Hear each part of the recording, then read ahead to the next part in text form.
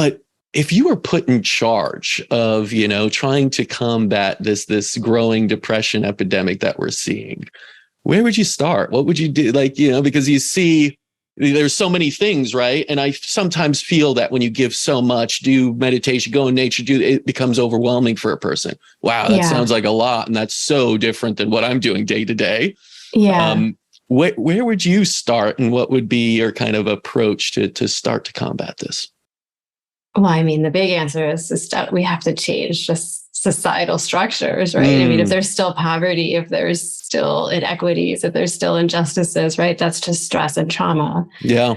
But since I can't do all that, but that's what has to be addressed. So that those are all pieces that have to be addressed, right? If we want to prevent it, and we want to prevent it from getting worse, we have to address those things. Yes. But what I think could be done more easily and more quickly is, right, there is a small movement to get some of these trainings, right? We should be training kids from the time they're in pre-K, right? In preschool. If we can train kids and give kids, no matter what their backgrounds are, no matter what they're suffering, at least we can give them tools to manage it better, so that they're not as stressed, so that they have, and obviously support is also good, right? We need, in the school systems, there needs to be both of those things. And the school systems that have done that, the school systems that have added, say, mindfulness programs to, right? Some of these schools, these are really impoverished, high-risk schools, and they've had incredible turnarounds. It works. And that's not a big investment, right? You don't have to change the whole system to do that. All that has to be done too. Right. But it's something that's relatively inexpensive.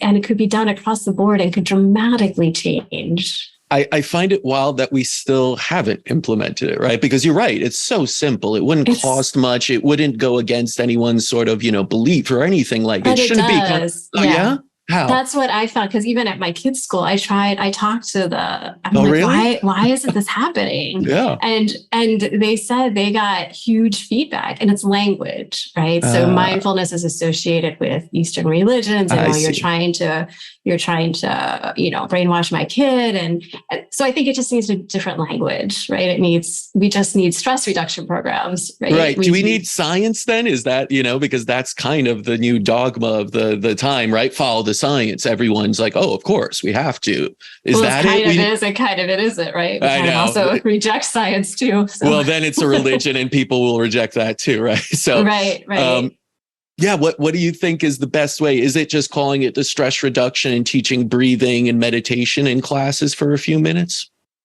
I mean, a good place to start. Yeah. Obviously it'd be nice if schools also had healthy food, but just on a most simplistic level, what if just before every shift in class, what if you just took a minute and took 3 breaths? I mean, it sounds so simple and so ridiculous, but it changes the nervous system. Absolutely. 3 deep breaths will totally change you from sympathetic to parasympathetic, right? And over a lifetime, those are massive changes with just a simple intervention. I think it's just, I don't know, we're so trapped in this idea that it's all about, right, the biochemical balance, all about some body part that's malfunctioning, and we're missing the bigger picture. Yeah, we often miss the bigger picture, I feel like, with a lot of this, and we like to nail it down to one thing like serotonin, right? It makes it easier for us to comprehend again that way.